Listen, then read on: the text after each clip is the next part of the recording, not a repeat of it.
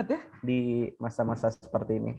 Alhamdulillah lagi hujan. Saya nggak tahu di daerah Anda juga gimana? Sama? Iya ya.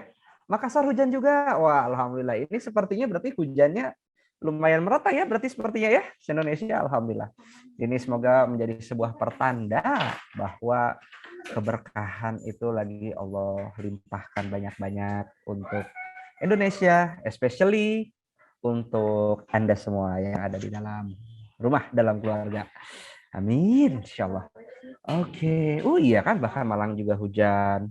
Nah, jadi sahabat-sahabat sekalian, ayah bunda sekalian, nah kita sekarang bakal ngobrol-ngobrol aja dulu ya. Kita insya Allah hari ini bakal ngobrol-ngobrol ringan soal yang namanya mindful. Jadi sebetulnya gini, ini tuh bahasan apa sih seperti ini? Saya mau tanya dulu deh sebelumnya. Siapa yang kadang-kadang suka ngerasa riweh gitu? Riweh tuh, ya bahasa Sunda ya, riweh itu apa ya? Suka ngerasa, kayaknya tuh kerjaan di rumah tuh nggak pernah habis-habis gitu. Kayaknya tuh suka panik. Kayaknya tuh di rumah tuh kesannya kayak yang, aduh kayaknya semuanya serba urgent, serba kebakaran, kayaknya tidak ada waktu untuk istirahat gitu kayaknya. Ada yang pernah merasakan seperti itu nggak? Kayaknya tuh ya.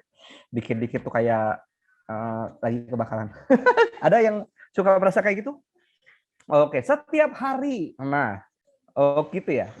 Apakah ini dirasakan sama ibu juga? Apakah kadang-kadang para ayah ketika misalkan lagi di rumah kadang-kadang suka kepikiran juga sama kerjaan kantor? Nah, itu dia. Jadi kita belum mindful gitu. Ya kan? Bahkan jangan-jangan masalah mindfulan ini nih kebawa ke sholat. Iya.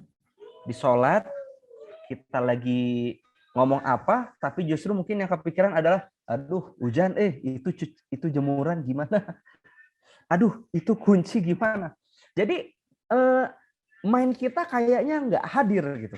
Ketika main kita nggak hadir, kita ngerasa sibuk luar biasa, kayaknya nggak berhenti-berhenti, dan ketika tahu-tahu kita udah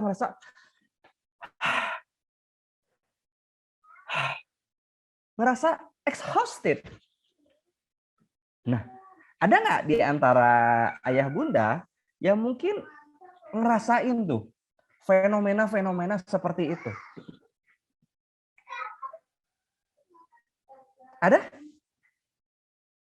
Nah, kalau ada ayah bunda sekalian, nggak apa-apa.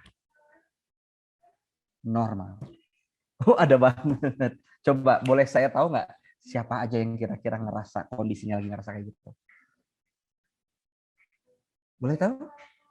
Mungkin ada yang ngerasa, mungkin ada sahabat-sahabat Ranger, sahabat-sahabat Army misalkan gitu ya. Orderan makin laris. Betul. Tapi ternyata anak juga makin banyak tuntutannya. Oh ya, ngerasa kayak gitu ya? Nah, di tengah hiruk pikuk yang luar biasa, sedemikian banyak, seolah-olah otak kita ini kayaknya nggak bisa istirahat gitu ya. Kayaknya kalau tidur bahkan ke bawah sampai mimpi gitu. Kadang-kadang sampai ngerasa burn out, apalagi tadi ya, Bunda Chandaya ini tadi sampai bilang berkhidmatnya tadi sama 6 anak ya. 6 anak tanpa khodimat, dan itu kan amazing banget, itu sebenarnya kondisi yang amazing banget. Nah, jadi itu tuh berkonsekuensi ketika kita burn out kayak gitu, ngerasa emosi jadi gampang kepancing nggak? Nah, kalau emosi sudah gampang kepancing, biasanya apa yang terjadi sama anak-anak kita? Kita dan anak-anak kira-kira apa yang terjadi? Nah, makanya ayah bunda sekalian, bahasan kita hari ini itu adalah bahasan yang punten. Saya mau share dikit ya, saya mohon izin untuk nge-share bahasan kita saat ini itu adalah bagaimana caranya kita menjadi parents yang mindful, yang kita bisa nih ngerasain sepenuh hati mendampingi sang penjaga bumi. Siapa itu sang penjaga bumi, ayah bunda sekalian? Siapa ya sang penjaga bumi ya? Hah? Yes, manusia. Calon penjaga bumi ini siapa? anak-anak kita. Ya kan? Anak-anak kita. Yang nantinya pastinya dong anak-anak kita itu hidup itu bukan buat financial freedom. Ketika sudah financial freedom, and then aku beli PS5, ketika aku beli PS5 dan main dan kemudian cering main. Dan ketika kayak gitu, banyak juga orang tua yang mah mau protes gimana? Aku sekalipun tetap ranking 1 kan ya nggak apa-apa, aku tetap gaming juga mah. Cering. Nah, orang-orang di luar sana, orang tua di luar sana kadang-kadang kaku, kelu mulutnya ketika anaknya misalkan kayak gitu. Pernah nggak punya teman yang kayak gitu? Kayaknya main terus tapi kenapa dia ranking 1 gitu? Punya nggak teman-teman yang kayak gitu? Pernah ada ya? Aduh, itu kayaknya kalau ngelihat zaman dulu tuh itu kayaknya itu orang bahagia banget hidupnya. Nggak terlalu riweh gimana, otaknya kok kayaknya encer, tapi nggak terlalu terlihat belajar gimana-gimana. Kelihatannya tuh santai gitu. Kalau yang suka Kalau yang suka nonton Igizu tuh kayak siapa tuh? Kayak yoga ya. Nah, kayak yoga. Bikin itu ya, iya betul. Nah, tapi kan maksudnya balik lagi tadi kan, kita tuh sebagai orang tua itu eh, bukan membesarkan anak yang sebutlah sekalipun misalkan andai dia ranking 1, andai dia misalkan sukses nanti bisnisnya, maka dia mengisi kehidupannya hanya dengan gaming aja gitu Pak.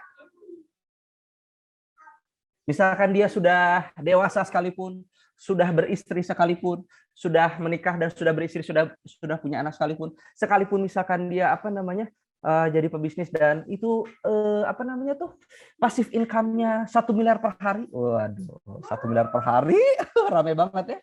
1 miliar per hari. Tapi kerjaannya bukan berarti jadi kayak gini-gini terus gitu. Do you think seperti itu nggak, ayah bunda sekalian? Tugas kita sebagai orang tua. Kenapa Allah mengamanahkan kita sebagai orang tua itu kira-kira buat kayak gitu nggak? Bukan. Atau misalkan nih, oh ternyata anak kita jadi vlogger terkenal.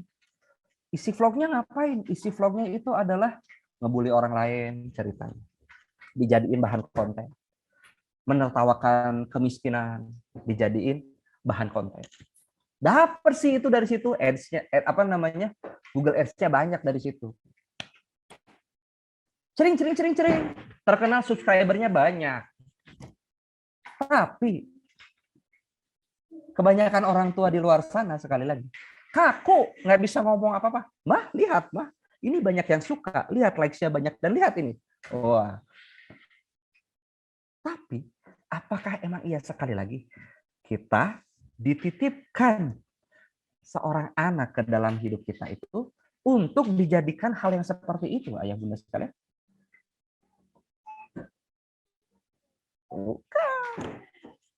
Bukan ya. Nah, maka ayah bunda sekalian, jadi jelas ya, tugas kita sebagai orang tua itu adalah mendampingi sang khalifah atau sang penjaga bumi. Orang yang insya Allah nanti akan memakmurkan kehidupan di atas muka bumi. Nah, dan ini ayah bunda sekalian, jadinya kita kan nanti kita bisa bayangin ya ayah bunda sekalian. Anak kita nih nanti nih, anak Anda nanti nih, saya nggak tahu 20 tahun ke depan, 30 tahun ke depan, mungkin aja nggak jadi gubernur di suatu daerah. Mungkin aja. Nah, kalau misalkan kalau misalkan sikapnya itu kita siapin dari sekarang, sikap amanahnya misalkan kita siapin dari sekarang. Ya, sikap amanahnya kita siapin dari sekarang. Sikap menjaga janjinya, menjaga kata-katanya kita siapin dari sekarang. Sikap integritasnya kita siapin dari sekarang. Kemungkinannya itu kalau yang dipimpin, kalau misalkan anak Anda yang mimpin dengan sikap-sikap seperti itu, insya Allah itu akan membawa banyak kebermanfaatan. Ya, tapi ya yang bunda sekalian, yang kita juga perlu hati-hati. Kalau misalkan dalam keseharian kita mungkin melatih anak-anak kita, misalkan seperti sesederhana anak jatuh. Ih, ya Allah, ini lantainya nakal ya. Ya ampun, nggak apa-apa nak. Yang nakal ini pintunya. Yang tanpa sadar membuat anak jadi terlatih bahwa oh, saya tidak perlu mengambil tanggung jawab karena yang salah itu adalah selalu orang lain. Nah, kalau yang kayak gitu, besar jadi mendapatkan jabatan yang besar, mendapatkan jabatan jabatan amanah yang publik yang besar, kira-kira itu gimana? Ngeri. Atau misalkan dibiasakan tidak berkata jujur. Kepilih buat kampanye. Kampanyenya ngomong doang. Yang rugi siapa?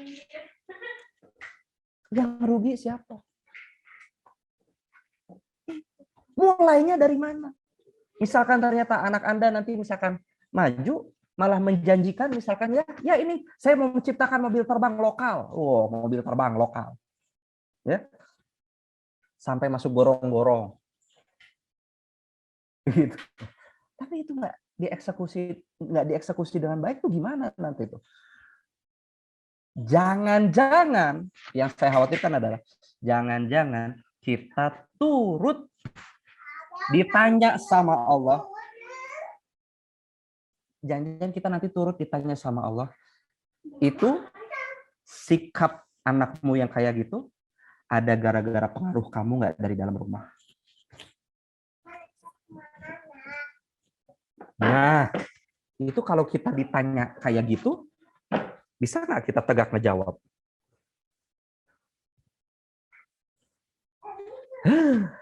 Ngomong-ngomong ini nyindir siapa? Ini mah mobil terbang. Siapa? Ini saya nyindir siapa sih mobil terbang masuk gorong-gorong ini? Aduh. Ya kan? Jadi ayah bunda sekalian, kerjaan kita tuh besar sebetulnya. Nikah itu sekali lagi bukan hanya sekedar kerjaan tentang I love you, you love me. Apa dia kayak gini? Kenapa dia kayak gitu? Terus anak-anak, kenapa dia nggak mau nurut aku?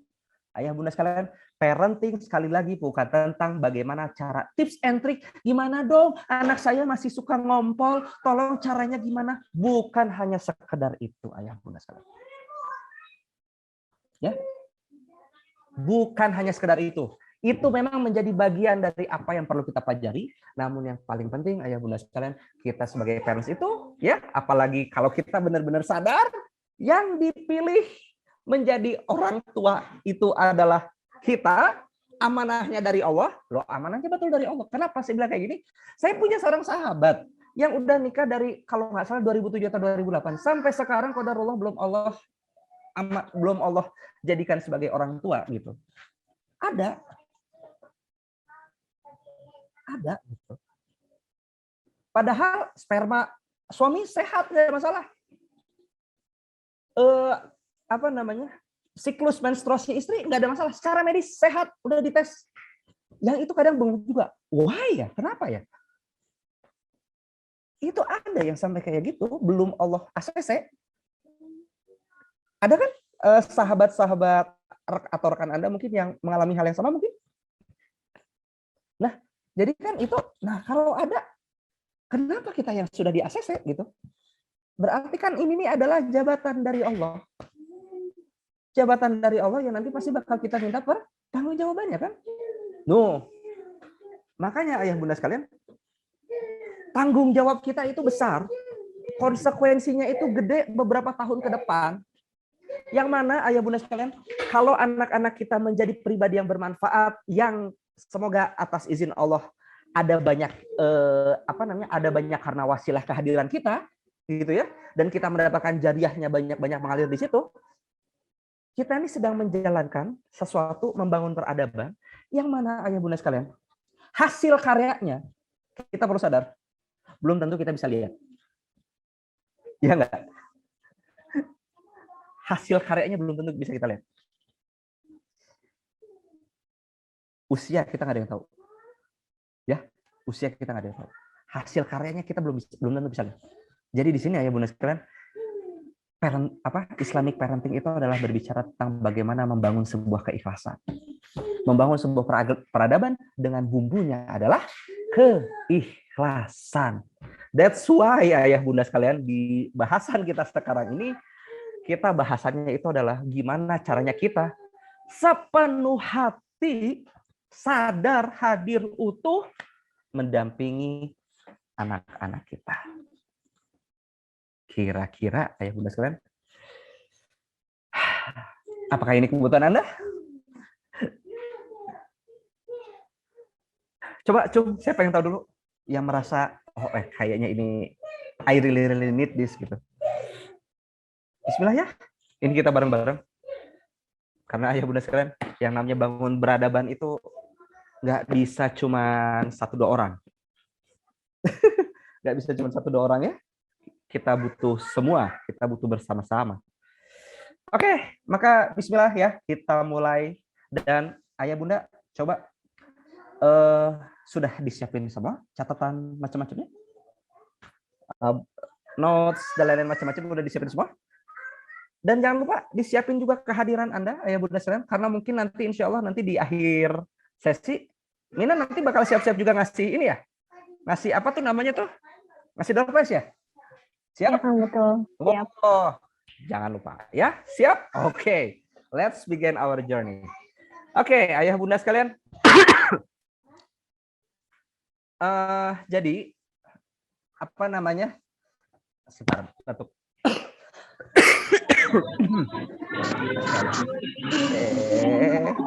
Apakah ini? Oke. Oke, bismillah. Tes. Oke, kita mulai sekarang. Ayah bunda sekalian, jadi ayah bunda pernah nggak lihat fenomena ini ya? Ini fenomena ini digambarkan sama salah satu guru parenting kami. Namanya adalah Abah Ihsan. Jadi Abah Ihsan itu melihat sebuah fenomena seperti ini. Siklus marah katanya. Pertama, ketika misalkan ada anak yang kayaknya nggak bisa diatur, apa yang biasanya dilakukan pertama kali? Yang biasanya kita lakukan pertama kali, misalkan udah kita kasih nasihat nih, nah jangan guling-guling ya, tapi ternyata guling-guling sebelum memarahi. Biasanya apa yang kita lakukan? Kesel. Biasanya habis kesel kita datangin terus. Biasanya kita nasehatin dulu baik-baik, ya enggak? Nah, jangan ya. Kan tadi sudah diingetin, nasehatin dulu baik-baik gitu ya. Nah, skala baik-baiknya saya kembalikan imajinasinya kepada Anda. Oke, nasehatin dulu baik-baik. Nah, udah dinasehatin baik-baik. Loh, kok kayak yang nggak mempan? Apa yang kemudian terjadi? Biasanya bentak. Oh, terus ya. Ya, marahin tanda kutip baik-baik. Marahin tanda kutip baik-baik ya. Melototin, marahin tanda kutip baik-baik. Iya. Wow.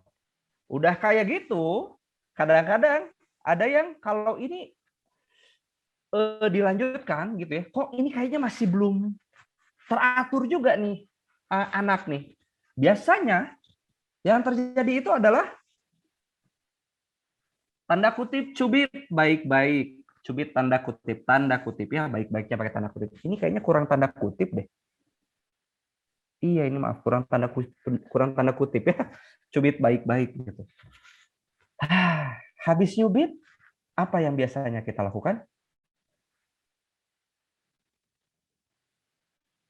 Apa yang mesti kita lakukan? Habis cubit? Nangis. Istighfar.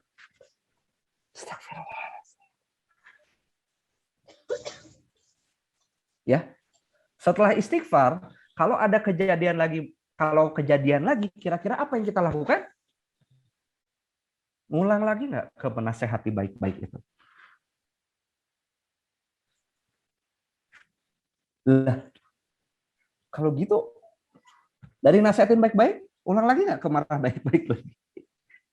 Marah tanda kutip baik-baik ya. Cubit baik-baik, terus nyesel lagi. Habis nyesel? Ya Allah, apakah yang terjadi gerangan? Kenapa kok bisa terjadi kayak gini ya? Oke. Ya. Nah, ayah bunda sekalian, ini adalah salah satu dampak yang terjadi ya ketika kita nggak mindful. Salah satu yang terjadi itu kayak gini. Emosi kita gampang kepancing, ya. Emosi kita gampang banget kepancing. Ya, dan di satu sisi wajar juga sih. Siapa sih yang orang lagi capek, memang ada kemungkinan dia bakal lebih mudah kepancing emosinya nggak kalau lagi capek? Kita lebih mudah mengendalikan emosi ketika lagi capek atau lagi fit. Kira-kira lagi mana? Lagi fit kan? Lagi fit ini maksudnya adalah fit secara mental ya. Fit secara mental ya. Oh, kalau lagi lapar apalagi. Aduh. Nah, lagi fit, lagi happy cenderung lebih gampang. Ya. Nah, sekarang ayah bunda sekalian, menariknya sekarang kayak gini. Sekarang kayak gini. Ayah bunda sekalian pada nyiapin ini kan? Pada nyiapin kertas kan? Pada nyiapin catatan kan? Nah, kita simulasi dulu dikit yuk. Oke, kita simulasi dikit yuk. Tolong di kertasnya itu ya, Anda siapin sebuah garis kayak gini. Nah, oke. Udah? Halaman 1 siapin kayak gini, halaman baliknya siapin juga garis kayak gini. Oke, kalau sudah, jangan dulu coret apa-apa sampai saya memberikan instruksi kepada Anda. Ya. Jadi, ayah bunda sekalian, saya minta Anda untuk instruksinya adalah kayak gini. Nanti Anda mulai nulisnya ketika saya bilang mulai ya. Di yang garis pertama, tujuan Anda adalah nulis kayak gini. Saya adalah multi fokus ya. Di atas garis ini, suara siapa maaf. Oke. Ya, di atasnya ditulis adalah saya adalah multi fokus. Di bawah garis Anda tulis 1 2 3 4 sampai 20. 1 2 3 4 5 6 7 8 9 10 sampai 20. Bisa dipahami? Jadi tujuan Anda itu adalah nulis kayak gini. Ya. Dan nanti ketika saya bilang mulai, Anda jangan lupa ngukur berapa banyak waktu yang perlu Anda lakukan Anda melakukan ini. Jadi misalkan Anda menulis saya adalah multifokus 1 2 3 sampai 20, Anda perlu ukur tuh berapa detik waktu yang Anda bisa sehingga Anda untuk melakukan hal ini. Sesederhana itu. Bisa dipahami sampai sini? Saya belum bilang mulai ya. Bisa dipahami sampai sini? Mulainya bareng-bareng. Tenang, bukan perlombaan. Ini cuma mengukur diri sendiri. Oke. Kalau bisa, oke. Ya, ini bukan perlombaan. Jadi ini hanya mengukur diri sendiri kira-kira bisa nulisnya kayak gimana ya. Di atas garis nulis saya adalah multifokus, di bawah garis nulis angka 1 2 3 sampai 20 ya. Pokoknya nulis hasilnya kayak gini. Ya, Mbak Leli ya, hasilnya kayak gini. Oke, kalau gitu, kalau sudah dipahami semua, kita mulai 3 2 1 dari sekarang. Silakan. Nah, dihitung waktunya. Bagi yang sudah, nanti tolong laporan di chat. Anda butuh waktu berapa detik?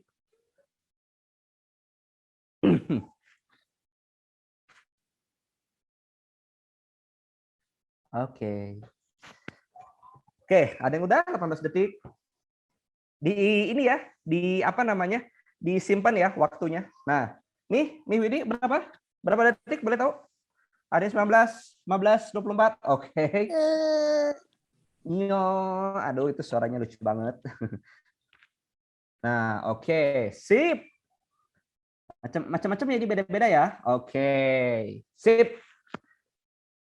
Oke, saya asumsikan berarti ini udah semua ya. Oh, ini paling cepat ada yang 10 detik nih. Oke. Nah, kalau sudah belum selesai direbut anak. Ya sudah nggak apa-apa. Kalau sudah, ayah bunda sekalian, kita lanjut ke garis yang satu lagi. Tadi kan saya minta bikin 2 kan garisnya kan? Ya, garisnya bikin 2 kan? Nah, garis satu lagi, ini juga kita menghitung waktunya. Tujuannya sama, tulisannya kayak gini. Cuman sekarang metodenya kita ubah. Metodenya sekarang kita ubah. Kalau tadi kita nulisnya kayak gini ya, sekarang metodenya kita ubah. Metodenya jadi kayak gini. Atas, bawah. Ya, kebayang? Atas, bawah. Atas, bawah. Atas, bawah. Begitu aja seterusnya sampai atas, bawah. Bisa dipahami? Jadi nulisnya sekarang atas bawah atas bawah atas bawah atas bawah atas bawah atas bawah begitu seterusnya sampai. Nah, jangan lupa waktunya juga dihitung. Kalau sudah paham, yuk kita mulai bareng-bareng sesuai apa badan saya. 3, 2, 1, silakan. Silakan.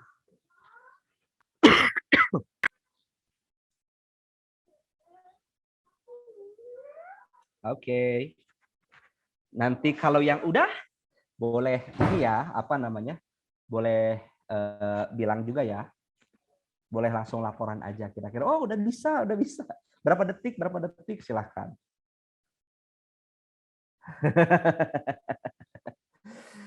Nah, oke, ada yang udah 33 detik.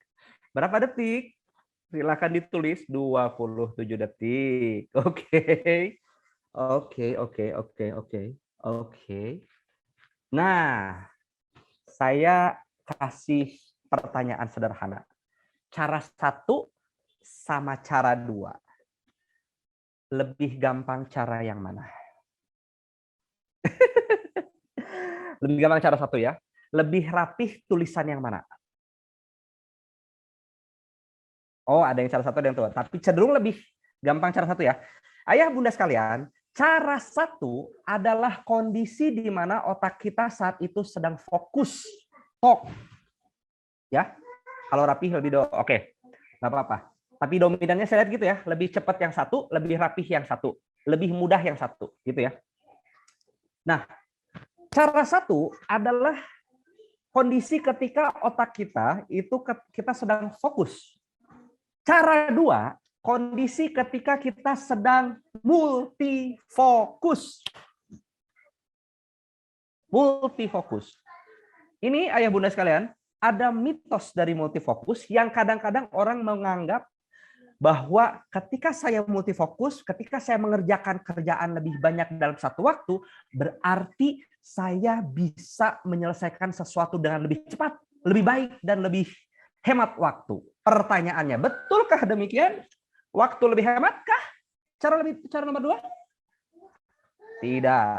Cara 2 ada yang lebih rapih, sebagian kecil, tapi mayoritas ternyata lebih amburadul. Ayah bunda sekalian, multifokus itu bikin kita lebih gampang capek secara emosional. Ya. Lebih gampang kepancing emosi justru ketika lagi fokus 1 atau lebih fokus banyak.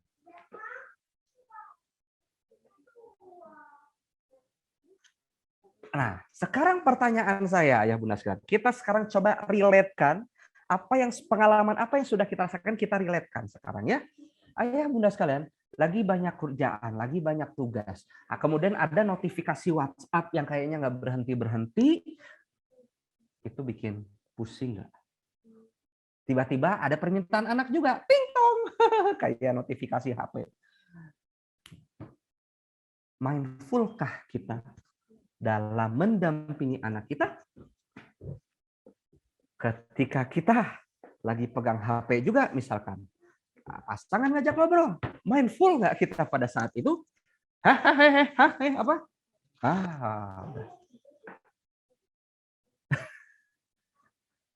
Ya, multifokus, ayah bunda sekalian, cenderung membuat emosi kita cenderung lebih lelah. Nah, gitu ya. Notifikasi banyak, ini banyak, itu banyak. Makanya ayah bunda sekalian, saran saya, ini kan juga banyak Rangers dan Army ya. Rangers dan Army juga, kalau punya office hour atau business hour, ayah bunda sekalian ya, punya office hour atau business hour, Anda tentukan juga yang namanya family hour. Oke?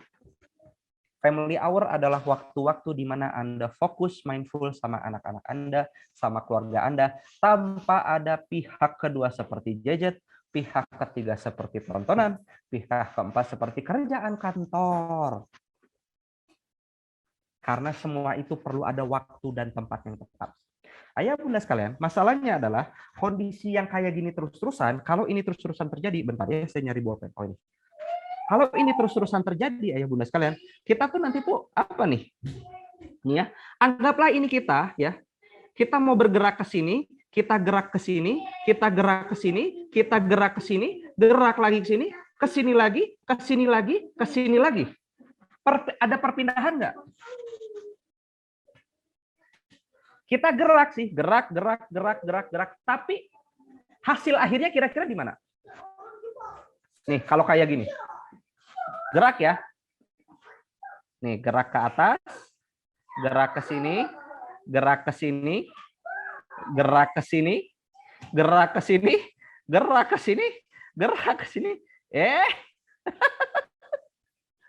Balik lagi. Capeknya ada. Balik, tapi malah jalan di tempat. Capek nggak? Capek nggak, ayah bunda sekalian?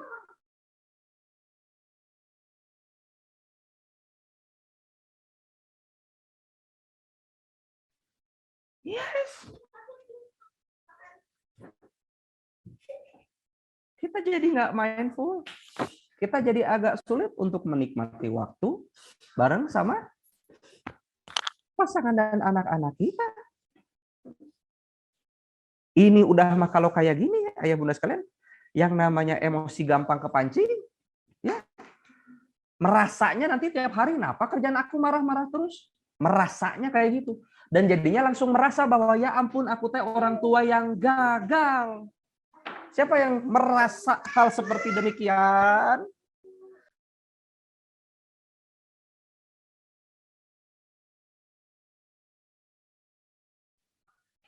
Yuk atuh, kita ubah pola yuk. Ya. Ayah bunda sekalian. Ya. Masalahnya kan gini, ayah bunda sekalian. Kita itu di satu sisi kan, kita ini adalah manusia, ya. Memang kita memang manusia, ya namanya khalifah Allah, manusia kan, ya. Ya kan? Manusia khalifah Allah. Memang yang namanya khalifah Allah ya banyak tugas kan? Karena memang dalam hidupnya semasa khalifah Allah aktif itu berarti Allah itu menyediakan banyak ladang pahala di sekitarnya. Betul? Semuanya tuh ladang pahala. Suami lagi ngambek, misalkan lagi marah-marah sama suami. Itu tuh ladang pahala. Siapa yang mau duluan minta memaafkan pasangan? Nah, kayak gitu. Ketika punten, si kecil pup, ya punten, bisa si kecil pup. Dan misalkan antara suami dan istri lagi sama-sama santai, nah di situ kan adalah ladang pahala. Siapa yang mau duluan menggarap ladang pahala ini? Ya kan emang gitu kan? Nah, itu lagi saat makan tuh, aduh kebayang. Itu, ini kan pasti kerasa kan? Kebayang nggak waktu Esan lagi toilet training misalkan ya, lagi asik makan gitu ya, punten lagi enak-enak makan kan, makanan kesukaan kan, terus tiba-tiba si kecil tuh bilang, ya Bi mau pup, coba gejolak perasaan, gejolak hati pada saat itu.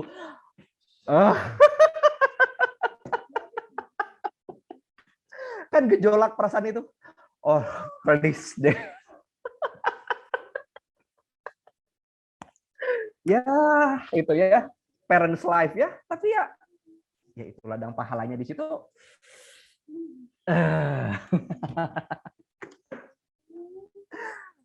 Aduh. Kalau yang apa ayah bunda yang masih bisa tetap lahap itu luar biasa sih emang. Kalau saya gila gitu. Ya gitu ya. Nah tapi maksudnya itu adalah ladang pahala kita, ya kan? Ladang pahala kita. Jadi yang ada di sekitar kita nih ladang pahala semua. Di kerjaan, nah kerjaan juga ladang pahala. Di rumah sebagai suami, sebagai istri, sebagai ayah, sebagai ibu, itu juga adalah ladang pahala juga. Kita sebagai kakak, kita sebagai adik, itu semua juga adalah ladang pahala tersendiri. Ya, banyak banget ya ladang pahala. Coba ayo Bunda sekalian, kita sebagai tetangga, ya, ada ladang pahala sendiri? Ada. Jadi yang namanya khalifah Allah itu pada dasarnya memang sudah makhluk multiperan. Makhluk multiperan. Makanya ayah Bunda sekalian, ketidakmindfulan ini terjadi ya ketika misalkan punten, hidup itu 24 jam seolah-olah sebagai kerjaan. Sehat nggak? Saya bukan bilang nggak boleh kerja ya. Bukan itu konteksnya. Tapi seolah-olah 24 jam hanya sebagai kerjaan dong. Sehat nggak?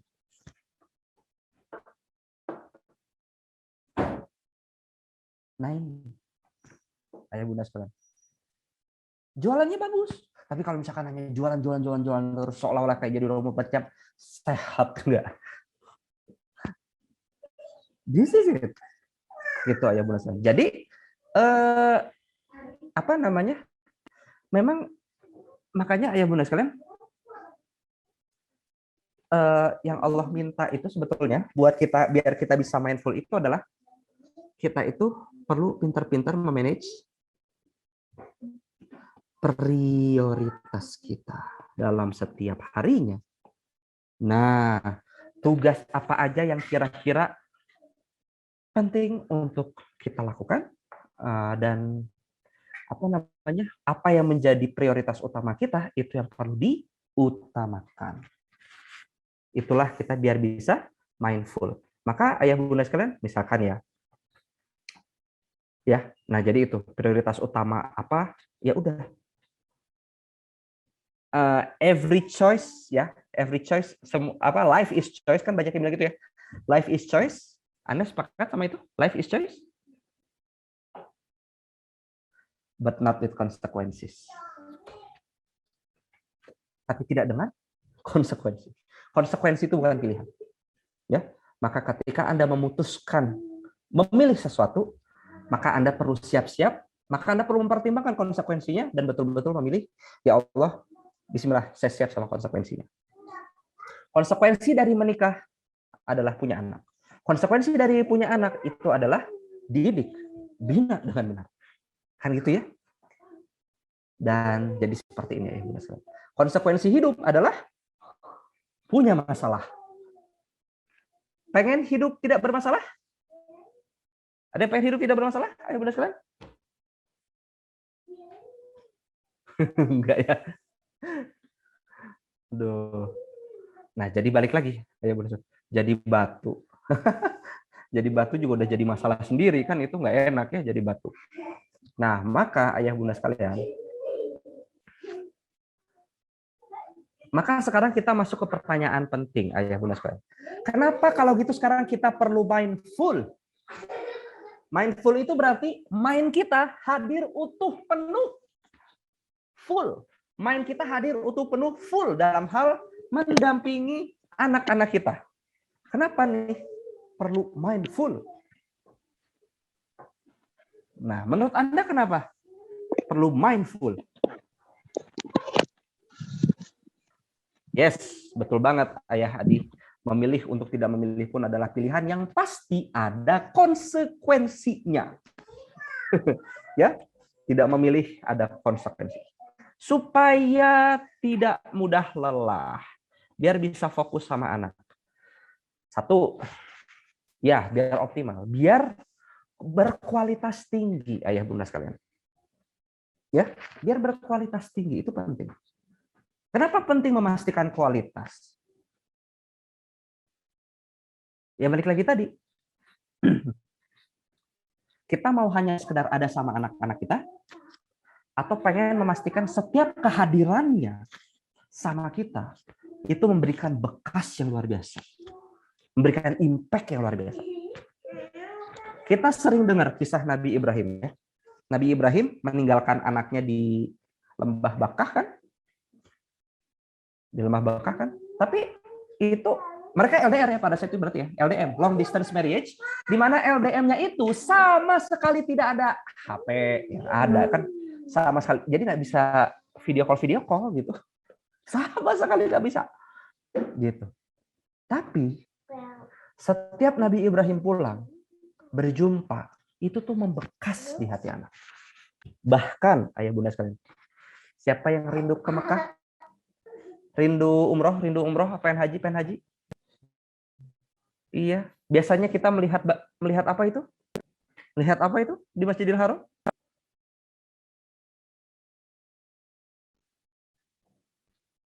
Nah, iya kan? Di Masjidil Haram lihat apa sih? Iya. Ka'bah itu kalau kita lihat sejarah itu adalah karya dari hasil quality type yang luar biasa nggak antara seorang ayah dan anak. Nah, sesuatu nggak? Iya kan? Hasil dari quality time yang luar biasa banget. Mindful. Mereka benar-benar mindful. Nabi sebagai seorang ayah, katanya Nabi Ibrahim dan anaknya kan, Nabi Ismail kan juga ikutan pada saat itu.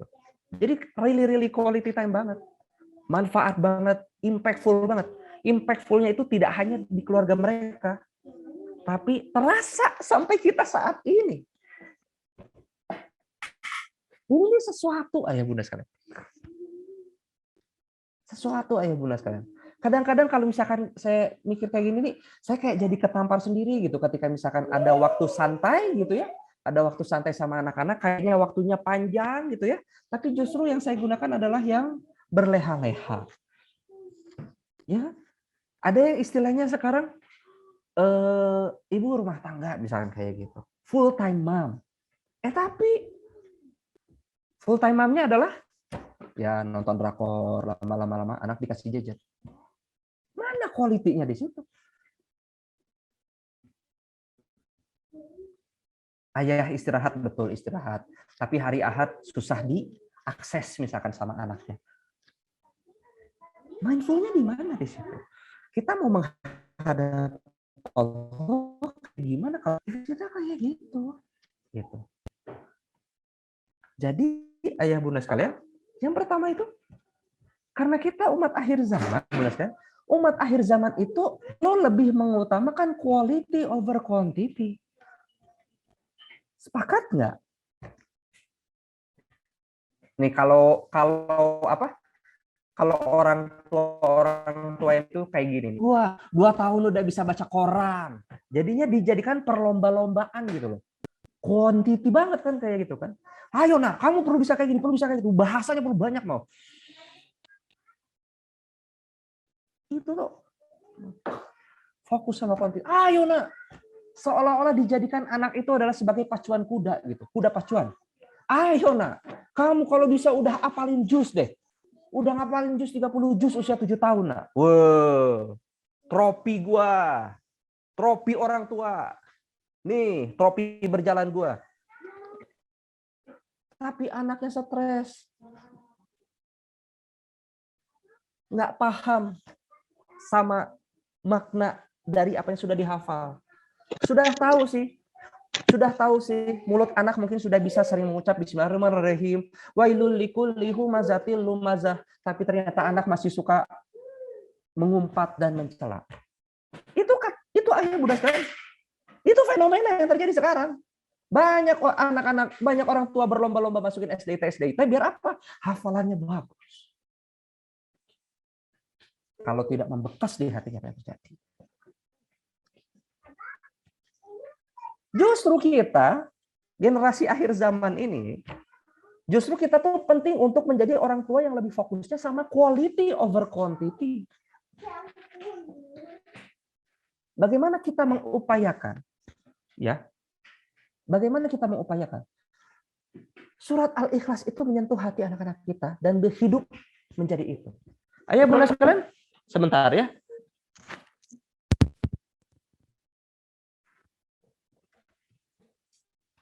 Ayah bunda udah baca buku ini belum? Buku ini belum? Aduh nggak kelihatan maaf. Ini buku Bilal. Nah, ini buku karya saya sama istri ya. Ini buku karya saya sama istri. Di sini tuh saya terinspirasi banget luar biasa dari kisahnya Bilal bin Rabah. Ketika ditimpa sama batu, ya. Nah, ini bisa didapatkan di @kamilmuslim ya, Kamil Muslim di Instagram @kamilmuslims. Jadi di sini ya Bunda sekalian, saya sesuatu banget sama kisahnya Bilal bin Rabah di situ. Di mana Bilal bin Rabah ketika ditimpa batu, kan di situ kan disebut redaksinya ya. Redaksi Bilal itu sebutnya adalah ahadun ahad, ahadun ahad, ahadun ahad. Ya kan?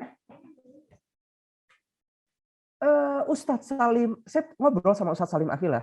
Ustadz Salim tuh bilang, waktu dulu tahun 2018 kalau asal kami umroh bareng, Ustadz Salim tuh bilang, banyak ulama mengira-ngira kalau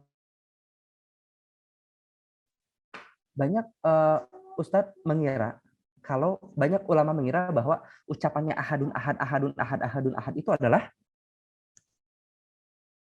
Bilal pada saat itu belum hafal sama surat Al-Ikhlas, tapi esensi Al-Ikhlas itu sudah menyentuh ke dalam hatinya. Sehingga ketika ditimpa batu, ya ada makna kan, qul huwallahu ahad, katakanlah hanya Allah yang ahad, Allahus samad, Allah tempat semua makhluk bergantung, tempat semuanya bergantung. Jadi pada saat tertimpa batu itu, seolah-olah tuh Bilal tuh sudah sangat-sangat paham bahwa ini tuh aku nggak perlu mohon ampun sama yang nimpa batu. Bukan ya ampun, ampun Pak, ampun Pak, ampun Pak, bukan kayak gitu kan. Tapi ahadun ahad, ahadun ahad. Pada saat itu Bilal belum hafal redaksi surat Al-Ikhlas. Ayah bunda sekalian, saya kadang-kadang suka refleksi. Apa yang terjadi sama kita yang sudah hafal surat Al-Ikhlas, kalau kita diperlakukan hal yang serupa, kira-kira kita bakal ngomong apa ya? Kira-kira kita bakal ngomong apa? Pak, ampun Pak. Aduh sakit. Nges. Udahan. Maaf ya, ini ada bahasa Sundanya nyampur. Ya itu. Itu ayah bunda sekalian. Ya kan? Dan kita berlomba-lomba, ya saat ini kebanyakan orang tua lomba-lomba di quantity. Nih, anak saya 3 tahun udah mulai bisa banyak bahasanya banyak. Nih, anak saya udah bisa baca Quran lah, sebutlah kayak gitu. Nih, anak saya lah, usia sekian tahun udah hafal juz 30 juz berapa lah gitu. Kita lupa sama quality. Ya, maka ayah bunda sekalian. Ini kalau tanya versi saya ya, Kalau Kang Canu lebih mending tapi salfok sama yang ketawa. Maaf ya. Ya gitulah kadang lah.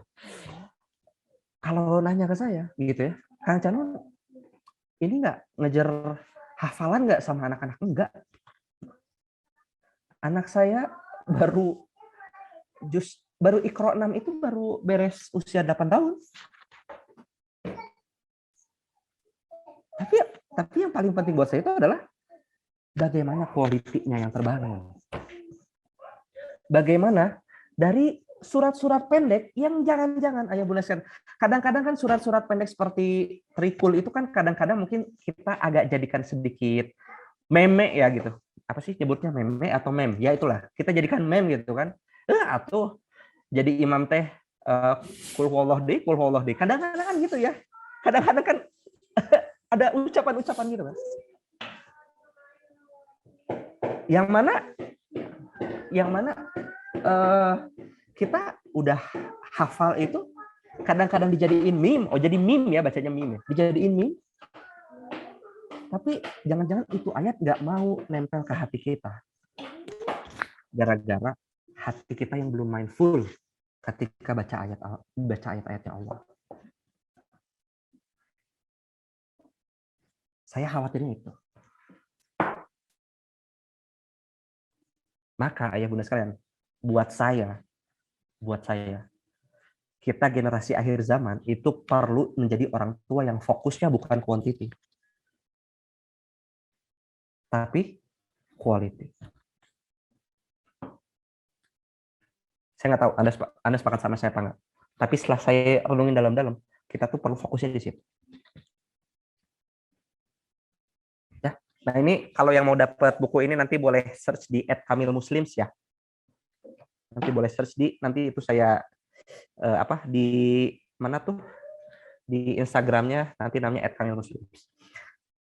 Sorry pakai caps lock, nggak sengaja kepencet. Nah, balik lagi tadi. Kenapa kita perlu fokus jadi mindful juga ya Bunda sekalian? Karena saya perhatikan, ketika kita nggak mindful, ya, ketika kita nggak mindful, bisa jadi itu tuh tanda seorang manusia yang sedang tersesat, tidak tahu arah di dunia ini. Lagi nggak jelas itu, lagi nggak terlalu paham apa objektif kita yang sesungguhnya. Ketika kita tidak tahu objektif kita yang sesungguhnya, ya, ketika kita nggak tahu objektif kita yang sesungguhnya,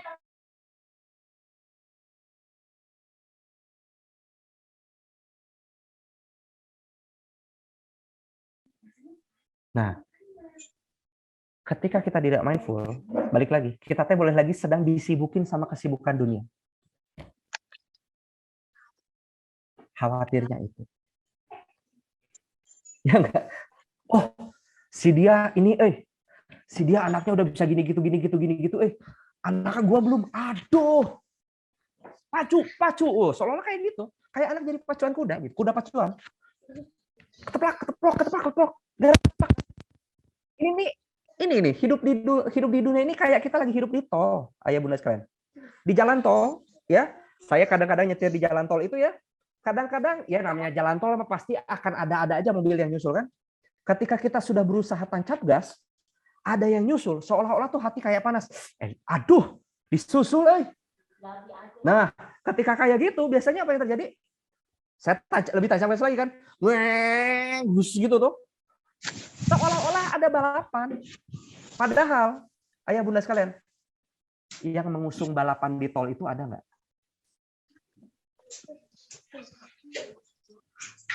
Nggak ada. Tapi yang jadi ngerasa panas itu siapa? Aduh, maaf. Yang suka ngerasa panas itu siapa itu? Iya ampun, rumah mereka mah udah punya rumah, kita belum. Panas. Iya ampun, anak mereka udah bisa kayak gini, kita mah belum. Terus misalkan lihat Instagram, ya ampun ini relationship goals banget, ampun kita kok jauh. Emang balapannya di mana ya bunda? Mi nanti salfok deh ketawa sama kamu Tebi si kamu mah. Jadi ya balik lagi tuh di siapa gitu? Balapannya di mana? Kalaupun ada yang bilang fastabikul khairat, ayah bunda sekalian, itu tuh bukankah itu perlombaan yang sifatnya quality over quantity? Quality yang paling utamanya apa? Quality yang paling utamanya itu adalah dari kata-kata ini ya bunda sekalian. Dari kata-katanya, mohon maaf saya lupa penulis Al-Hikam, astagfirullahaladzim. Ibnu Athaillah di dalam kitab Al-Hikam bilang kayak gini. Jikalau amal seumpama jasad, maka keikhlasan adalah ruhnya. Seberapa sering kita ngasih jasad sama Allah? Seberapa sering kita mempersembahkan ayam tiren sama Allah? Ibaratnya kita chef, masak, ya kasih ayam tiren lagi tuh. Tidak ada ruhnya, yang penting ya sekedar ngasih jasad aja udah. Tidak ada ruhnya. Lihat sholat kita hari ini. Ada ruhnya nggak? Lihat baca Quran kita hari ini. Ada ruhnya nggak? Itu yang kita persembahkan sama Allah dan kira-kira itu diterima nggak? Iya, kamu mana? Maaf ya, ini ada suara-suara terus. Tapi maksudnya begitu. Kebayang ya, ayah bunda sekalian. Wahai, we need to be mindful. Ketika amal adalah jasad, maka ruhnya adalah keikhlasan.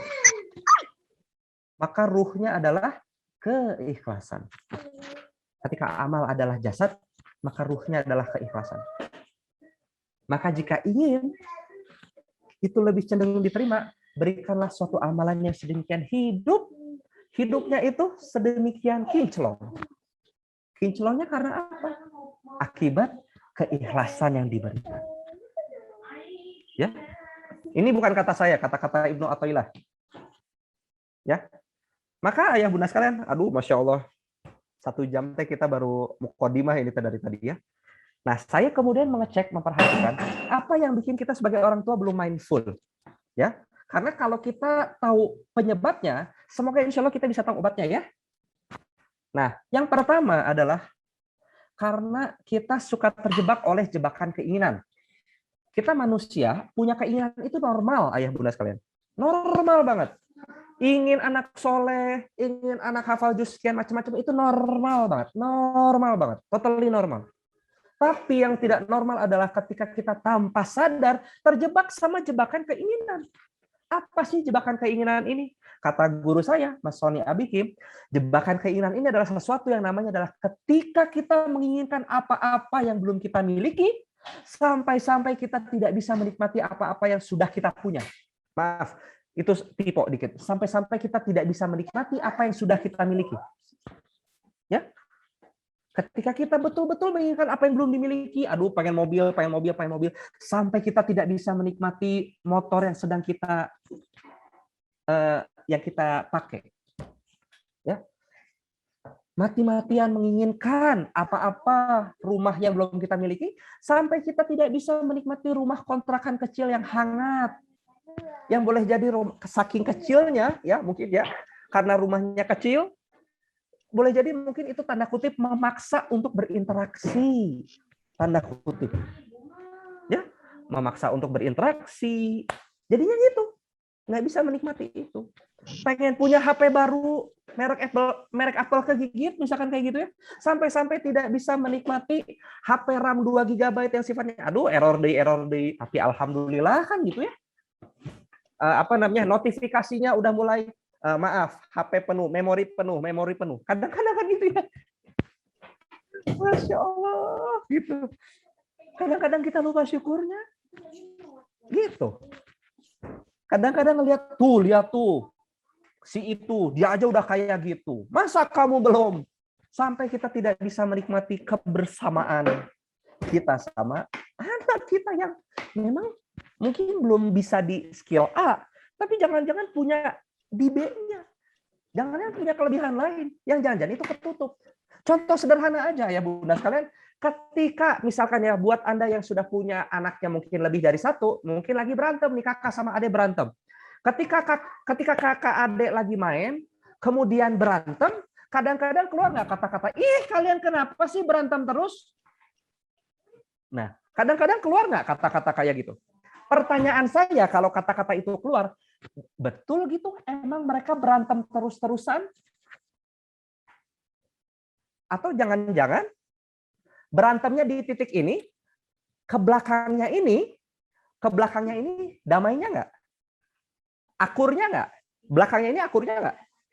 Jadi sebetulnya lebih banyak akurnya atau lebih banyak berantemnya sebetulnya anak-anak kita? Lebih banyak akurnya. Nah itu aja Bunda sekalian. Seimbang, betul? Sudah dihitung secara proporsi waktu? Saya nggak yakin sih. Ya. Itu ayah bunda saya. Dan percaya deh, kalau misalkan ya hati kita terlalu banyak jebakan-jebakan keinginan yang sebetulnya boleh jadi mungkin kita pengen anak kita kayak gini gitu tuh memang boleh jadi niatnya bagus gitu. Jadi nggak ada masalah, sekali lagi ya, punya keinginan itu nggak ada masalah, tapi hati-hati sama jebakannya ya. Jadi kita punya keinginan tanpa perlu kita terjatuh dalam jebakannya. Sip? Gitu ya. Nah, jadi kira-kira seperti itu. Nah, kita lanjut dulu ya. Bunda Eki, mohon maaf, nanti saya nanti saya jawab itu nanti ditanya jawab ya. Mina nanti mohon ini nanti dicatat ya, Mina ya, biar nanti di sesi tanya jawab kita nanti bisa bahas. Nah, jadi itu yang pertama. Oke? Yang pertama kenapa kita belum mindful karena itu. Yang kedua, kenapa sih kita belum mindful, ayah bunda sekalian? Kenapa sih gambarnya kompas? Karena ternyata Kebanyakan manusia saat ini salah memegang kompas kehidupan. Maksudnya apa sih? Maksudnya contoh sederhana kayak gini. Ayah bunda sekalian, saya izin pengen bertanya kepada Anda, atau saya izin bertanya kepada Anda. Pada umumnya, yang dipahami kebanyakan orang, produktivitas itu adalah sesuatu yang seperti apa, ayah bunda sekalian? Pada umumnya seperti apa? Yang berhubungan sama karir atau uang nggak? Segala sesuatu yang menghasilkan karir atau cuan, itu produktif nggak menurut kebanyakan orang? Nah, jadinya ayah bunda sekalian, ya, inilah yang menyebabkan kebanyakan orang, misalkan ya, seorang perempuan sudah sekolah tinggi-tinggi gitu ya, terus kemudian menjadi ibu rumah tangga, merasa apa tuh? Kebanyakan orang merasa insecure karena hal itu. Karena apa? Karena merasa perannya sebagai ibu rumah tangga tidak menghasilkan karir atau tidak menghasilkan money. Dan kita hidup di masa seperti ini. Seolah jadi useless, seolah merasa tidak produktif. Nah, kan ada yang masih suka diledek keluarga kan? Merasa tidak produktif. Sekali lagi, merasa tidak produktif. Betul kita tidak produktif. Nah, ketika kita mendefinisikan produktif itu adalah yang sesuatu yang berhubungan dengan karir dan uang, inilah yang dari tadi saya maksud, inilah salah dalam memegang kompas kehidupan. Kalau kita kayak gini, kompas kehidupannya lagi kita pegang itu adalah uang atau karir. Sehingga, ayah bunda sekalian, dampaknya adalah ketika kita memperkenalkan pendidikan ke anak-anak, memperkenalkan cita-cita ke anak, misalkan anak ya, cita-citanya itu adalah ternyata mau jadi sopir angkot, apa yang terjadi? Kebanyakan orang tua pada umumnya adalah, ih, nak, serius kamu kayak gitu? Nah, orientasinya kayak gitu. Orientasi milih jurusan kuliah, jujur-jujuran aja. Betulkah untuk kemurnian ilmu? Nah, biar nanti apa? Kamu kuliah di sini biar apa? Satu, gengsi. Lalu dua apa? Biar kerjanya gampang. Uangnya banyak. Ya ampun, nak, kamu kuliah di apa? Kuliah di sejarah itu teh ngapain, nak? Ampun, itu jadi sejarah teh ngapain nanti, nak? Susah nggak itu nyari kerja, nak? Iya.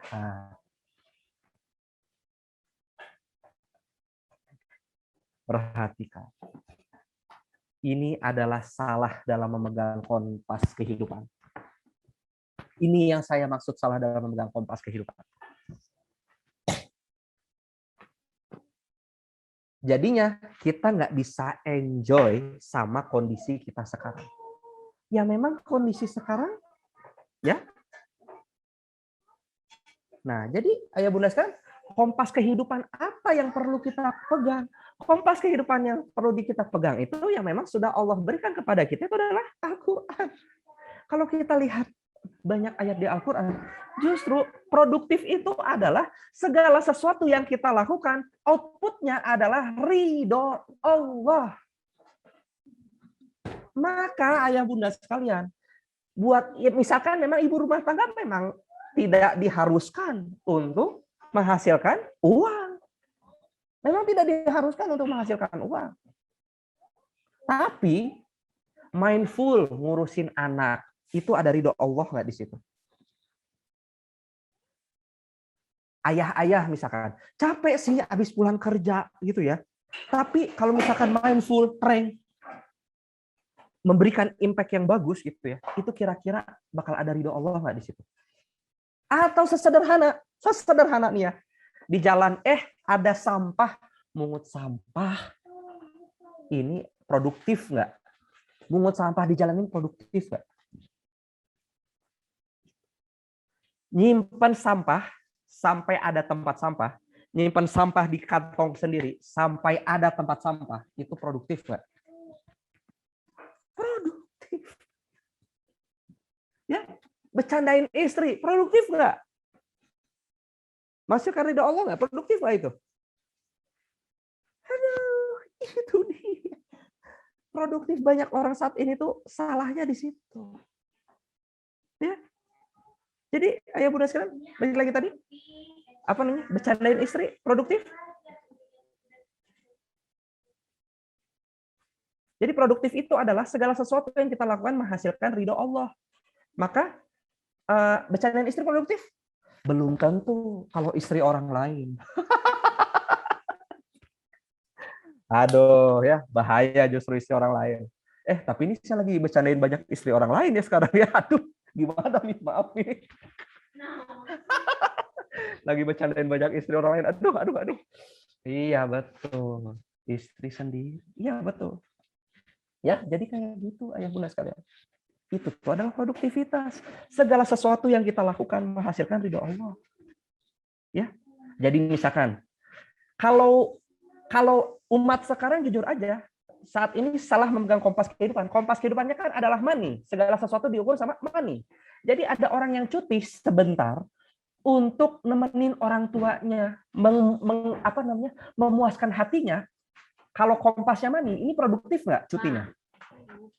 Produktif nggak cutinya, kira-kira? Enggak, karena tidak menghasilkan, karena sama sekali tidak menghasilkan ini. Tapi kalau kita pakai kompasnya itu tadi, segala sesuatu yang kita lakukan menghasilkan ridho Allah, yang kayak tadi itu produktif nggak? Produktif. Nah, terus sekarang gimana dong, Kang?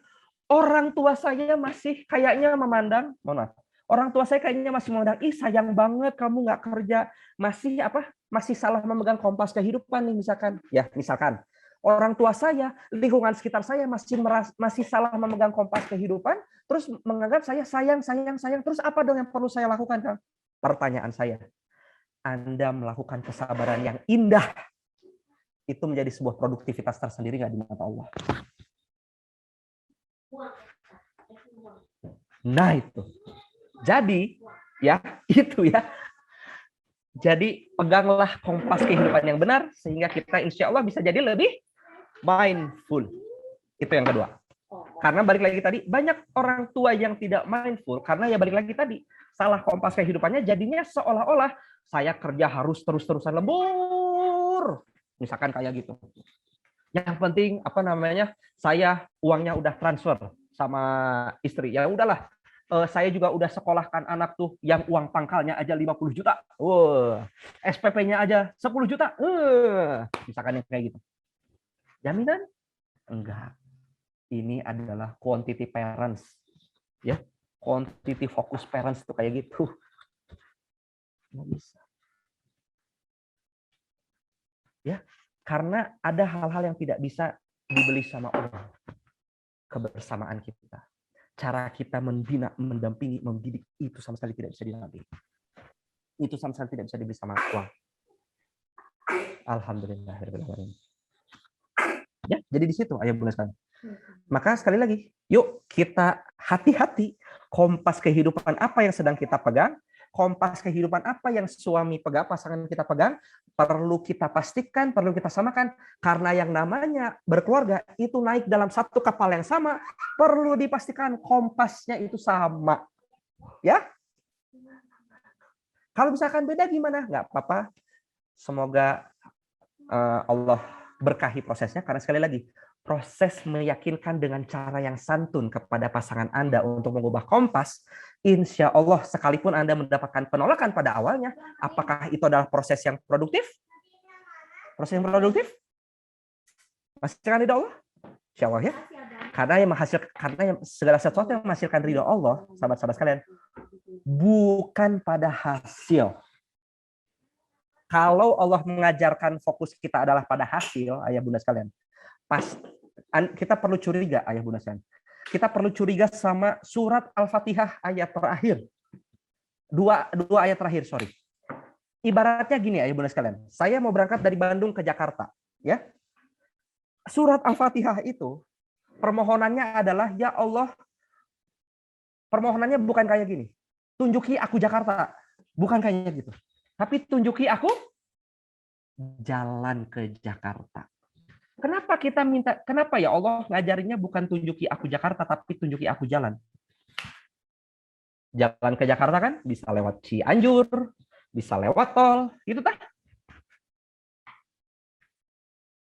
Kenapa ya? Menurut Anda, kenapa? Allah ngajarin kita dan itu perlu kita ulang-ulang terus-terusan. Apa namanya? Minimal 17 kali dalam sehari. Minimal 17 kali dalam sehari. Itu tuh kenapa Allah bilangnya itu adalah bukan nunjukin hasil tapi nunjukin jalan. Menurut Anda kira-kira kenapa?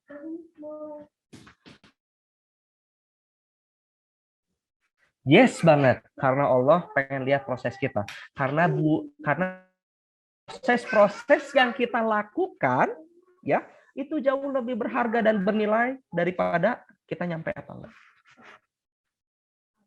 Di situ ya Bunda saya. Maka balik lagi tadi. Oh, anak kita misalkan belum bisa baca, belum bisa ini, ya nggak apa-apa. Yang paling penting prosesnya. Ya, quality. Ya, quality. Let's focus on quality. Insya Allah ya. Nah, satu lagi ayah bunda sekalian. Kenapa kita belum mindful? Dalam pandangan saya adalah karena kita merasa semua yang ada di sekitar kita itu adalah kepemilikan kita, bukan titipan dari Allah Subhanahu wa taala. Jadinya ya, karena ini namanya apa namanya kepemilikan kita tuh ya udah kita lekat banget sama barang-barang di sekitar kita misalnya itu. Kita lekat banget sama ya yang namanya misalkan mobil atau rumah bukan lagi di tangan tapi udah nempel ke hati. Jadinya ya itu mindful. Kita merasa berhak. Jadinya kalau udah nempel ke hati itu udah apa namanya? Bisa dilepas, cuman proses dilepasnya itu ya kita perlu siap. Proses dilepasnya itu perlu siap. Karena itu gini, kalau Anda mau bayangin proses melepasnya dunia dari hati, itu asumsikan aja, bayangkan aja. Pernah nggak waktu kecil kita main apa tuh namanya tuh selotip itu ditempel di tangan. Nah, selotip ditempel di tangan yang ada bulu-bulunya kan. Nah, waktu ditarik gimana tuh rasanya tuh?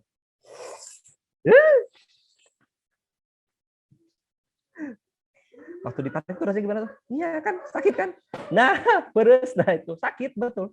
Nah, maka ayah bunda sekalian, kenapa sih Allah ngasih kita ujian ya? Ngasih kita ujian yang seolah-olah menyakitkan. Itu cara Allah sedang melepaskan noda-noda keduniawian di dalam hati kita. Maka sebetulnya kalau Allah ngasih rasa sakit kayak gitu, ayah bunda sekalian, berarti sebetulnya Allah tuh lagi merhatiin kita nggak? Berarti rasa sakit yang Allah berikan kepada kita itu, itu sebetulnya tanda cinta dari Allah bukan? Ya. Jadi di situ, ayah bunda sekalian, itu Allah sedang berupaya melepaskan belenggu-belenggu kepemilikan, dan makanya yang paling beruntung itu adalah kalau kita dikasih ujian yang menyakitkan, kita jadi sadar. Kalau kita nggak sadar-sadar, aduh bahaya. Termasuk anak-anak kita, ayah bunda sekalian. Anak-anak kita betul nggak milik kita? Yang mana kebanyakan orang tua nih, konsep belenggu kepemilikan tuh kayak gini nih. Seolah-olah anak nggak boleh punya pendapat sendiri. Sesederhana cara makan. Sesederhana dari cara makan. Ya, misalkan kayak gini ya bunda sekalian. Apa namanya? Lambung kita, ayah bunda sekalian, lambung manusia itu ukurannya itu adalah seperti genggaman tangan. Ya, lambung manusia itu ukurannya seperti genggaman tangan. Oke? Segini. Seberapa besar genggaman tangan Anda? Boleh saya tahu genggaman tangan Anda seberapa besar? Segitu kan? Nah, genggaman tangan anak-anak kita coba lihat. Besar atau kecil? Genggaman tangan anak-anak kita besar atau kecil? Segitu kan? Nah, berarti ayah bunda sekalian, seandainya kita yang nuangin anak kita makan, ya, kemudian anak-anak kita merasa kenyang. Nah, kemudian anak-anak kita merasa kenyang. Nah, kadang-kadang orang yang merasa belenggu kepemilikannya tinggi langsung bilang kayak gini sama anaknya, ya ampun nak, Kamu ini tidak bersyukur banget, Nak. Masa makanan nggak habis-habis? Bunda kecewa sama kamu.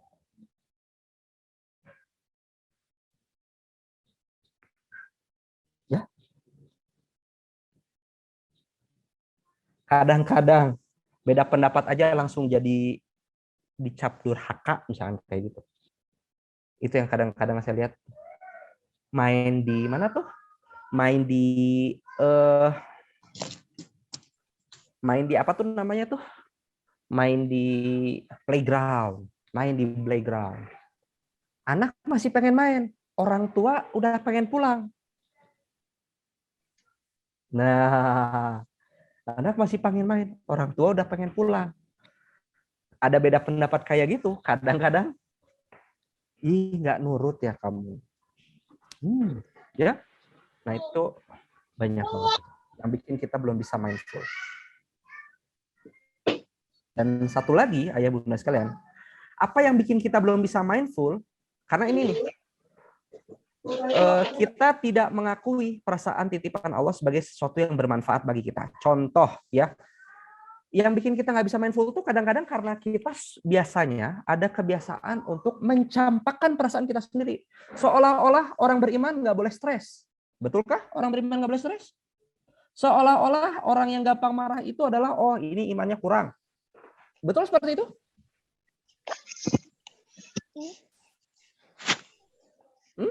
Jadinya, ih kamu teh laki-laki cengeng. Iya atuh, nggak usah sedih atuh. Seolah-olah salah dalam memaknai istilah la tahzan sebagai sama sekali tidak boleh nangis. Ya, itu salah memaknai istilah la tahzan. Pertanyaan saya, ayah bunda, itu yang bikin kita nggak bisa mindful. Karena banyak jadinya perasaan itu dipendem. Ketika perasaan dipendem, perasaan emosi atau perasaan itu kalau dipendem itu sama kayak neken per. Kebayangkan neken per? Toeng, toeng, toeng, toeng, toeng. Terus gimana? Lama-lama? Tui. Iya gitu. Itu kayak gitu. Bahaya kan? Bahaya.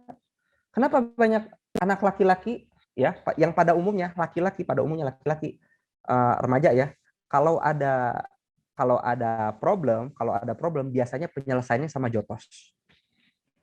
Nggak semua sih, tapi itu cenderung lebih banyak ya terlihat pada laki-laki. Why?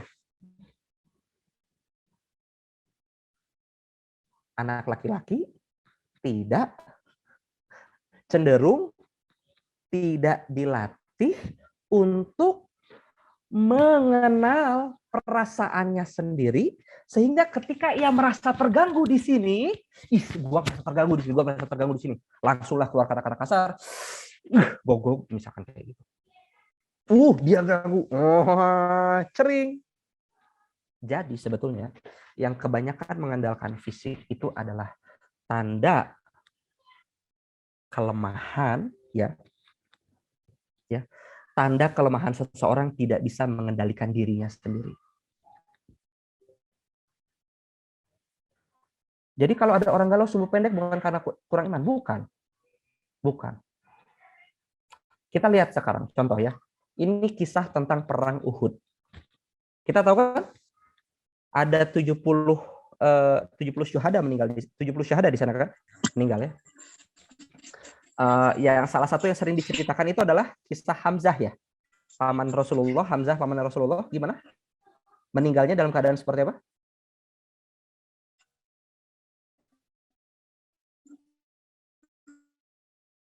Ada yang masih ingat meninggalnya dalam keadaan seperti apa?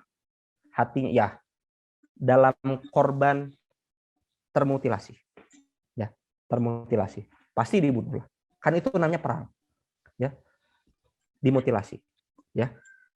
Nah, pertanyaan saya, ayah bunda sekalian, dan ternyata waktu tadi saya baca tadi lebih lanjut tentang perang Uhud, ternyata tuh itu yang kondisi termutilasi itu bukan hanya Hamzah, tapi ada 69 syuhada. Di situ kondisinya adalah dipotong semua telinganya gitu. Itu kondisi kayak gitu. Kenapa bisa terjadi kayak gitu? Itu adalah ungkapan kemenangan ya dari jiwa-jiwa brutal kaum kafirin. Jadi kaum Quraisy, kaum kafir Quraisy ya, itu kan brutal banget. Ketika menang, mereka tuh menangnya itu sampai pestanya itu sampai sia ini makan tuh sampai dipotong, sampai digimana, sampai mutilasi, sampai kayak gitu. Upaya merayakannya itu sampai kayak gitu. Bahkan Hindun itu sampai menjadikan telinga banyak syuhada itu dijadiin kalung ya, kemudian dipakai sama Hindun. Nah, sampai kayak gitu.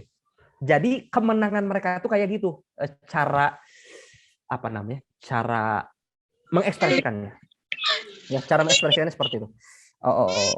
Maaf. Nah, sampai kayak gitu. Pertanyaan saya, Rasulullah ngelihat kayak gitu, Rasulullah yang hatinya lembut kayak gitu, kira-kira gimana perasaan hatinya? Loh, berarti sedihnya pertanda Rasul kurang iman atau gimana tuh? Kok Rasulullah sedih? Yang salah adalah salah dalam kita memaknai konsepnya. Jadi Rasulullah bahagia melihat kayak gitu. Bahagia melihat jasad 69 syuhada pada termutilasi seperti itu. Contoh lain.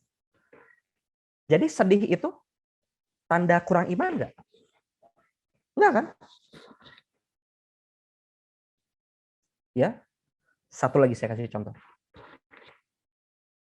Ini masih tentang Nabi Muhammad. Ya, saya baru mau ceritain tahun kesedihan. Ditinggal sama istrinya Bunda Khadijah. Dan kemudian pamannya yang selama ini melindunginya. Kemudian sedemikian berharap hidayah datang ke pamannya, tapi ternyata nggak datang sampai akhirnya. Itu kira-kira Rasulullah tenang-tenang aja nggak? Ya, nggak apa-apa. Kayak gitu nggak? Nggak mungkin. Siapa yang bilang sedih itu sebagai tanda kurang iman? Ya, miskonsepsi terbesar yang dianut banyak umat Islam saat ini adalah bahwa orang beriman nggak bisa stres.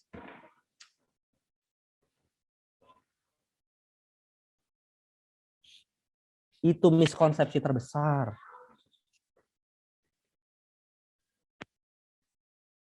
Seolah-olah orang yang apa namanya? Seolah-olah orang yang stres itu ya imannya bermasalah. Bukan, ayah bunda sekalian. Bukan. Ini yang bikin banyak kaum muslim nggak dewasa itu karena ini. Karena dia tidak mampu untuk memahami perasaannya sendiri. Kalau nggak bisa memahami perasaannya sendiri, gimana cara dia memahami orang-orang di sekitarnya?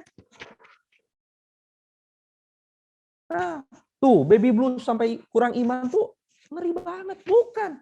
Orang beriman itu bisa stres. Cuman bedanya apa dong kalau gitu? Apa fungsi iman kalau kayak gitu? Apa fungsi iman kayak gitu kalau kayak gitu, ayah bunda sekalian? Kita perlu mindful sama perasaan. Saya mau tanya dulu ya. Anda pernah punya doa kan? Ya muqallibal qulub, wahai yang membolak-balikan hatiku. Gitu? Pernah? Jadi yang membolak-balikan perasaan kita siapa? Allah. Makanya nama buku ini adalah Perasaan Titipan Allah. Wong perasaan ini dititip kok dari Allah. Allah kira-kira ngasih perasaan sebagai sesuatu yang cacat nggak? Pertanyaan saya. Enggak. Jadi kalau ada yang bilang, ngapain kamu sedih? Ngapain kamu kayak gitu? Aku sedih karena sedang menikmati perasaan titipan Allah. Ya, maka balik lagi sekarang, apa fungsi dari iman?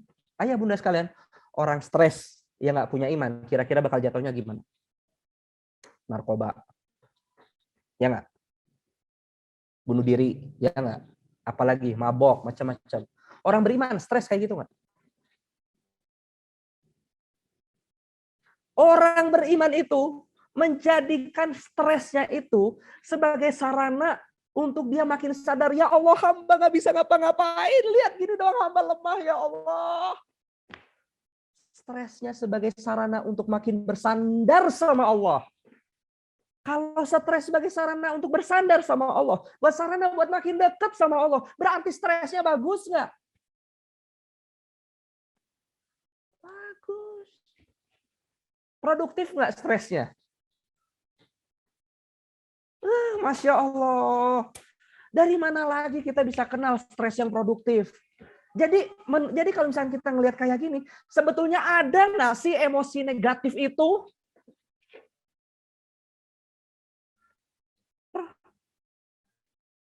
Seolah-olah sebetulnya nggak ada.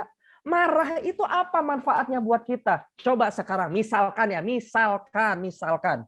Kita melihat ada berita pemerkosaan, terus kita nggak marah. Yang error siapa? Coba pertanyaan saya, yang error siapa? Iya, marah itu penting kalau kita melihat kezaliman. Ya nggak? Nah, paling nanti tinggal kita kasih batasan. Apakah anak kita mecahin piring itu sebagai tanda kezaliman apa bukan? Nah, kan tinggal itu. Kita kan tinggal latihan itu. Makanya pentingnya itu, ya, pentingnya muslim itu bisa memahami perasaannya sendiri itu biar bisa mindful.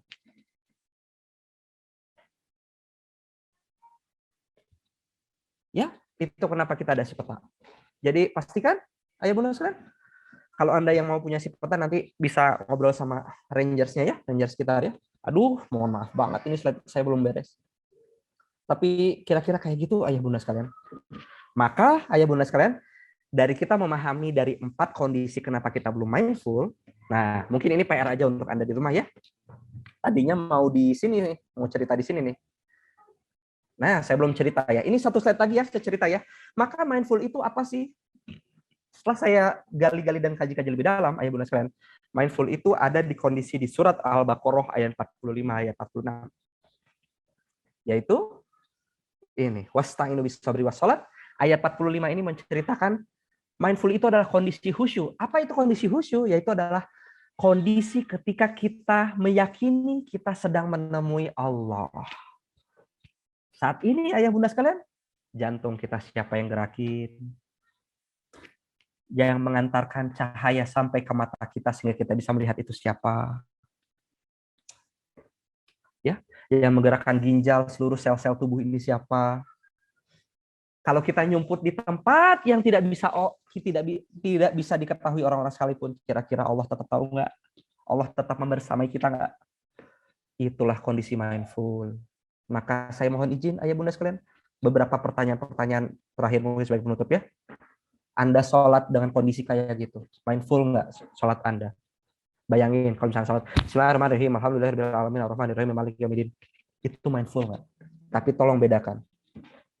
Ketika misalkan Anda berdiri, ya Allah, aku hendak menghadap Engkau ya Allah.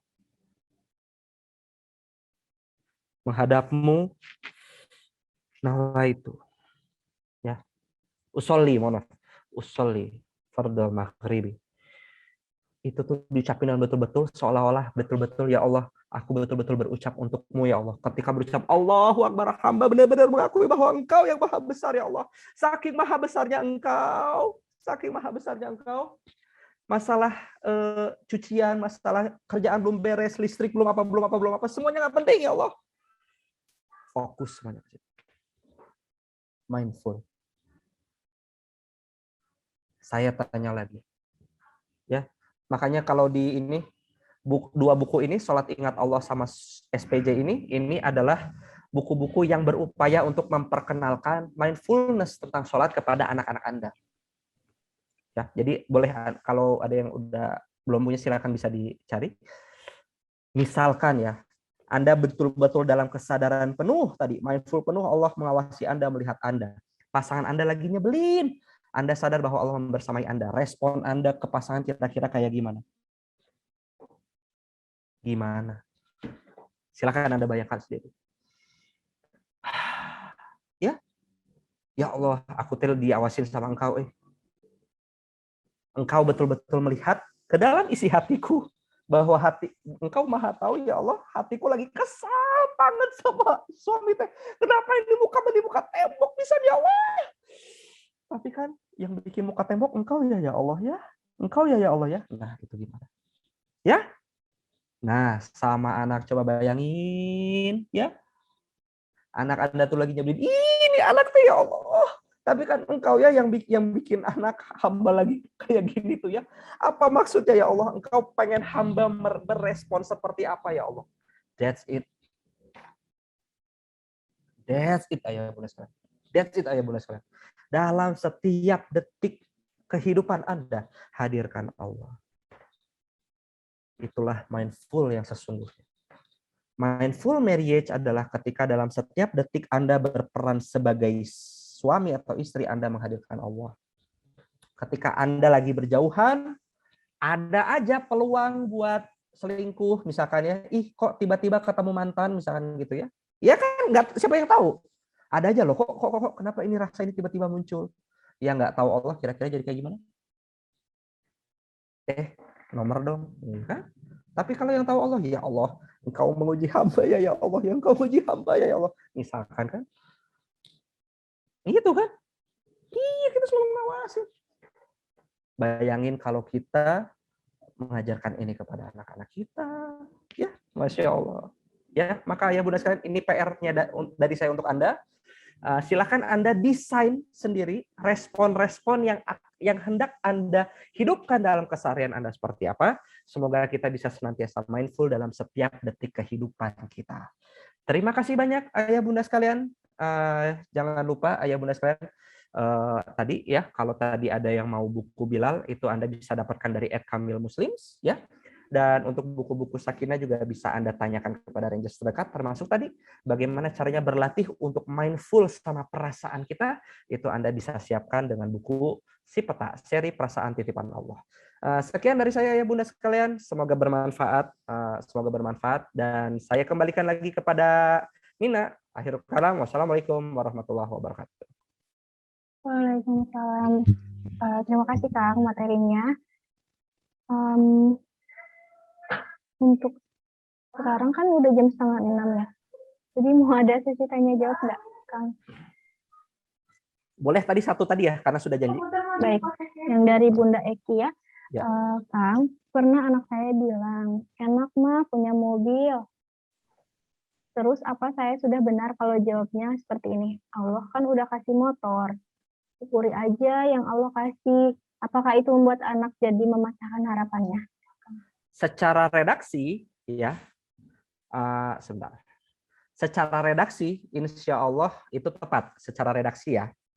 Tapi kita nggak tahu nih bagaimana, karena kalau misalkan bicara komunikasi kan kita perlu tahu juga kedekatan sama anak seperti apa. Kalau misalkan kita orang tua itu jadi dekat sama anak gitu ya, udah terbiasa hahaha sama anak dan nasehatin apa aja lancar mah insya Allah itu tepat gitu. Tapi kalau misalkan ya di mata anak kita itu adalah orang tua yang ini kenapa sih? Ini jangan-jangan aku dipanggil pasti gara-gara mau dinasehatin lagi nih. Misalkan kayak gitu. Jadi udah ada defense duluan nih. Kalau udah ada defense duluan tapi langsung ngomong kayak gitu, itu cenderung gitu. Jadi itu tergantung. Tapi balik lagi ya, secara redaksi itu udah mulus banget. Jadi apakah itu efektif atau tidaknya itu tergantung dari bagaimana keakraban kita sebagai orang tua sama anak-anak kita. Apakah kita di hadapan anak sebagai pribadi yang kata-katanya itu senantiasa bisa dipegang, nggak pernah bohong tuh orang tua ya, orang tuaku tuh nggak pernah bohong, dan juga aku kalau curhat apapun, misalkan curhat tentang perempuan yang aku suka, aku bisa lancar ngomong sama ibu aku atau ayahku. Kalau misalkan kayak gitu tuh, itu biasanya very very powerful gitu. Jadi bergantung sama tingkat integritas kita di hadapan anak sama tingkat keakraban kita di hadapan anak ya. Dan sekali lagi kalau yang ditanya hanya redaksi, itu redaksinya sudah wonderful. Benar. Baik Kang, terima kasih. Alhamdulillahirrahmanirrahim, Ayah Bunda, terima kasih yang telah mengikuti kajian hari ini, dan Mina umumkan pemenang kajiannya ya. Untuk ada Bunda Fitri Stianingsi, ada Armi Bunda Farika, ada Bunda Vivi, Ayah Adi, Bunda Tika dan Bunda Pini. Untuk klaimnya silakan DM di Instagram atau hubungi customer service kami. Nah, untuk next rekamannya akan diberitahu ulang ya, Ayah Bunda. Pokoknya stay tune terus di Instagram Sakinah Family. Baik, terima kasih. Terima kasih Kang Syanun, terima kasih Ayah Bunda semuanya. Saya Ranti Rusdiana pamit undur diri. Wassalamualaikum warahmatullahi wabarakatuh. Terima kasih Ayah Bunda. Happy Maghrib, ayah bunda sekalian. Assalamualaikum warahmatullahi wabarakatuh.